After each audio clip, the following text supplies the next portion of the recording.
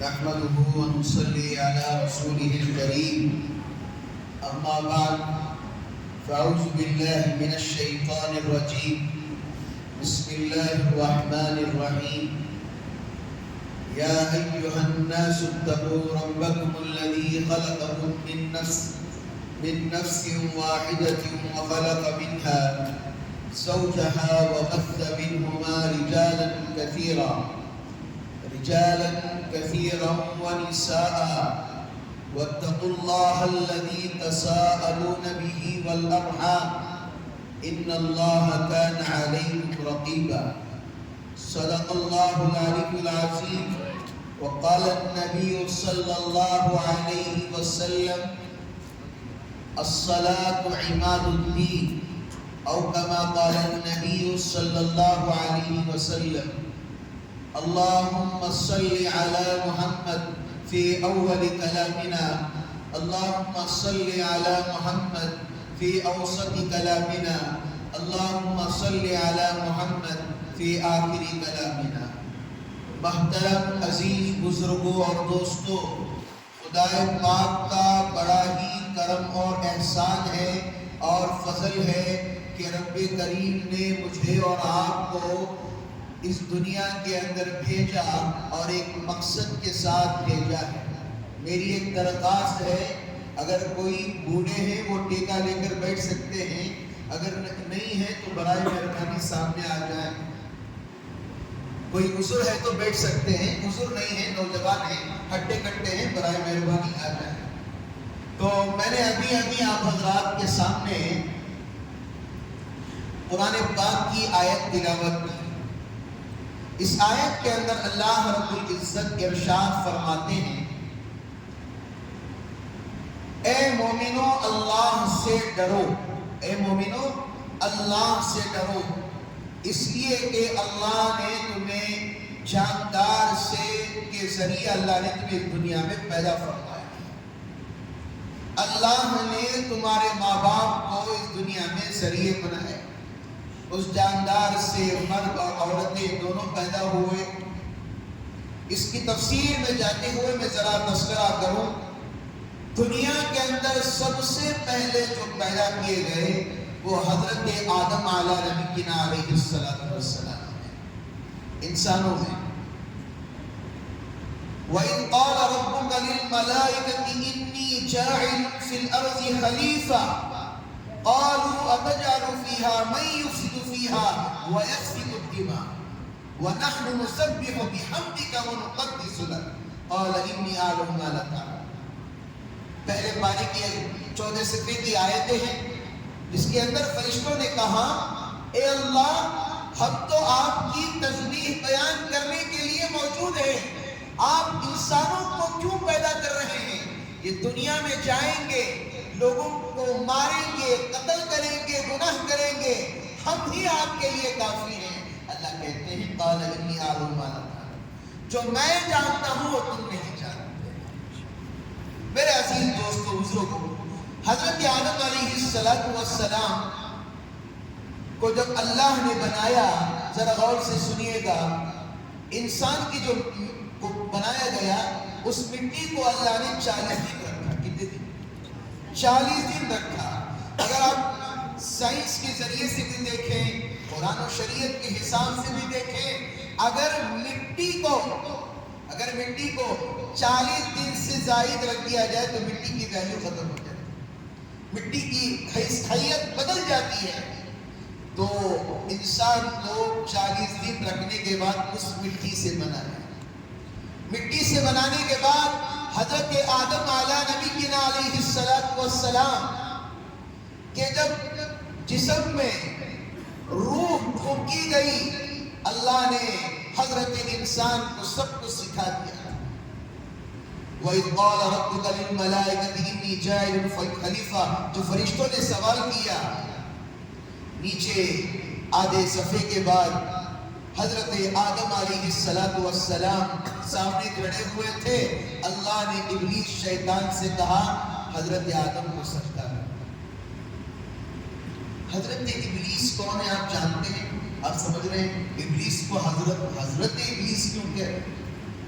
آپ کو علم ہونا چاہیے شیطان ابلیس جو کہتے ہیں وہ فرشتوں کا استاذ ہے.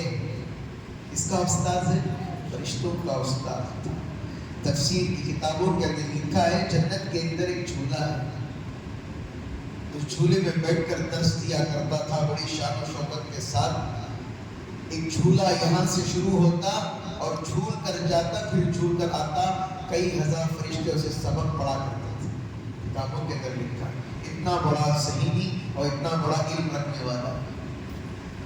جب موقع آیا جب مٹی سے بنے ہوئے انسان کو حضرت آدم علیہ السلام کو کیا کہا اللہ نے؟ ابن آدم کو سجدہ کر.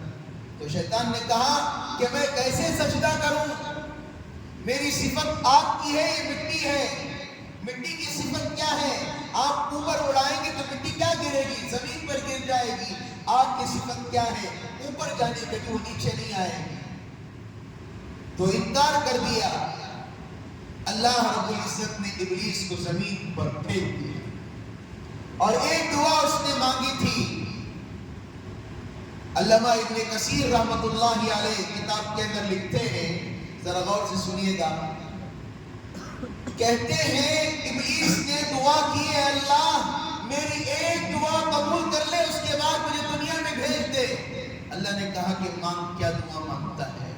کہا کہ اللہ مجھے اجازت دے دیجئے میں تیرے بندوں کو بہکاؤں گا پھسلاؤں گا کہ وہ لوگ غلط چیز کو بھی سمجھیں گے یہ صحیح دین ہے.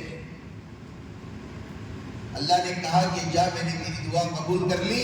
اور یہ بات بھی یاد رکھنا اگر اتنے گناہ کرنے کے بعد بھی اگر میرا بندہ میرے سامنے آ کر دو آنسو بہا دے گا تو اس کے سارے گناہ معاف ہو جائیں گے.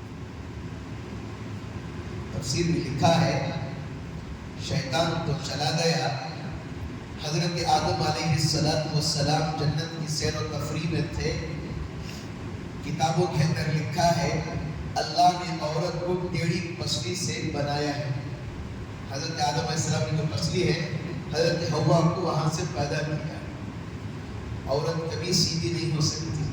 آپ سیدھا کرنے بھی مت جائیے, آپ ٹیڑھے ہو جائیں گے. کتاب کے اندر لکھا ہے حضرت لکھتے ہیں حضرت علی صاحب قاسمی رشادی کہتے ہیں عورت کو کبھی سیدھا کوئی نہیں کر سکتا. اس کے ٹیڑھے پن کے اندر ہی آپ کو اسے کچھ کرنا پڑے گا. نہ اس کی زبان کو آپ بچا سکو گے نہ صرف اگر اسے کوئی بدل سکتا ہے وہ اسلام دین شریعت قانون.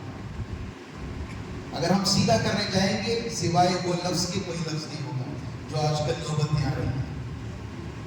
میرے عزیز دوستوں حضرت آدم علیہ السلام جنت میں تھے. اس کے بعد عورت آئی اور اللہ نے کہا کہ اس درخت کا دانا کبھی مت کھانا. تو حضرت حوا کو شیطان ابلیس آ کر بہلاتا پھسلاتا ہے اور کہتا ہے آدم سے کہہ جا کر اس کو کھا لے. کچھ نہیں تیری محبت میں آ کر کھا لے گا. تو ایک وقت آیا حضرت آدم نے وہاں کے دانے کو کھا لیا اور اللہ نے ان کو دنیا میں بھیج دیا. کبھی بھی یاد رکھیے یہاں سے ایک تفسیر نکلتی ہے ایک دانے سے. حضرت آدم نے ایک دانہ کھایا تھا اور عورت کتنے دانے کھائی تھی؟ دو دانے. تو دنیا کے اندر کیا ہے مرد کو کتنا ملے گا؟ ڈبل. عورت کو کتنا؟ سنگل. حقیقت کرے تو کتنا مرد بنے کتنے بکرے عورت کو. اسی لیے وہاں پر انہوں نے دو کھا لیا تھا مرد بنے نے ایک کھایا تھا. اسی لیے ہم نہ ڈبل ان کو سنگل. سمجھنا ہی بات. اس کے بعد حضرت آدم علیہ السلام کو دنیا میں بھیجا. لمبی تفسیر ہے. حضرت آدم علیہ السلام اس دنیا کے اندر تشریف لائے اور حضرت آدم علیہ السلام اللہ کی دربار میں اتنا روئے پوری دنیا ان کے آنسوں سے تر ہو گئی. اللہ کے دربار میں روتے روتے ایک وقت ایسا آیا حضرت آدم علیہ السلام نے اللہ سے دعا کی یا اللہ محمد رسول اللہ کے صدقے میں یا اللہ میری دعا کو قبول کر لے, توبہ کو قبول کر لے. حضرت آدم علیہ السلام نے جب لفظ کہا اللہ نے سوال کیا اے آدم محمد کون ہے؟ اے آدم محمد کون ہے؟ تو حضرت آدم علیہ السلام نے کہا اے اللہ جب آپ نے میرے جسم میں روح ڈالی تو سب سے پہلی میری نگاہ عرش پر پڑی تو عرش پہ لکھا ہوا تھا لا الہ الا اللہ محمد رسول اللہ. تو میں نے سوچا جس رب کے نام کے ساتھ جس کا نام جڑا ہوا ہے وہ کوئی معمولی ہستی نہیں ہے. تو اسی لیے میں نے محمد رسول اللہ صلی اللہ علیہ وسلم کے صدقے سے دعا کی. میرے عزیز بزرگوں دوستو، ہمیں بھی چاہیے کہ اپنی زندگی کے اندر کیا کریں، کس کے وسیلے سے دعا مانگنی چاہیے؟ رسول اللہ صلی اللہ علیہ وسلم کے صدقے سے کیا مانگنی چاہیے؟ دعا مانگنی چاہیے. آج دعا کا اہتمام ہی نہیں. دعا کون کرتے ہیں؟ جس کو تکلیف ہوتی ہے وہی مسجدوں میں آ کر دعا کرتے ہیں. وہ دعا نہیں کرتا جس کے پاس فراہم ہوتا ہے. اللہ سے دعا مانگنا چاہیے. اللہ کے مال کو جتنا مانگتا ہے اللہ اسے خوش ہوتے ہیں. انشاءاللہ سب عمل کریں گے انشاءاللہ. چند مسائل ہیں سن لیجیے. ایک مسئلہ یوں آیا، تھوڑا خاموش رہیے بیٹا خاموش رہیے.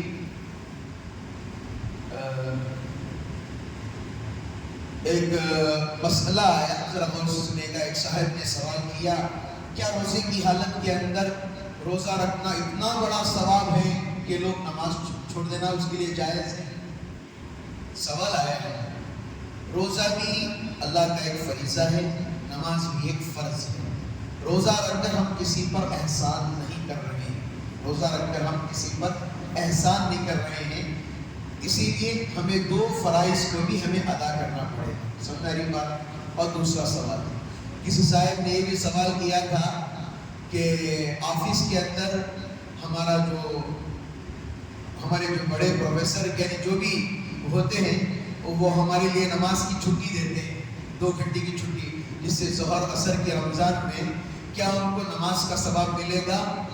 دیکھیے اللہ ان کو نماز کی توفیق دے.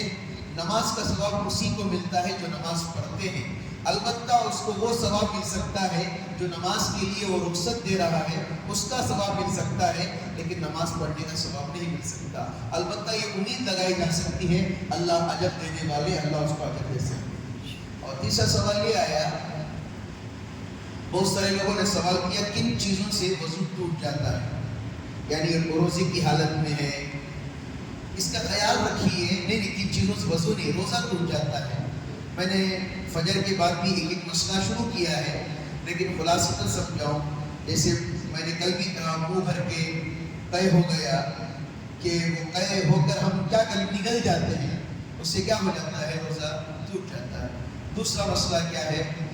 لوگ خوشبو عطر لگاتے ہیں. عطر لگانے سے روزہ نہیں ٹوٹتا، لیکن ایسی بھیانک خوشبو لگاتے ہیں اس میدے کے اندر وہ چیز محسوس ہونا شروع ہوتی ہے زیادہ پاور کا، اس سے بھی روزہ مکروہ ہونے کے قریب ہو جاتا ہے.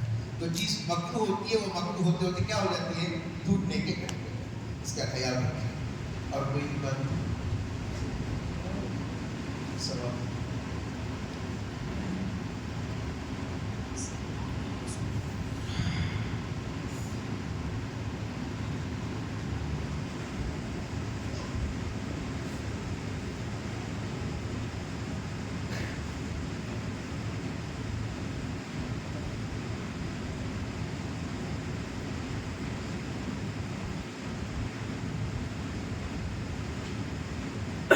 انشاءاللہ ان سوالوں کے جواب انشاءاللہ کل دیے جائیں گے تفصیل سے اور دلیل کے ساتھ بھی دیے جائیں گے انشاءاللہ. اللہ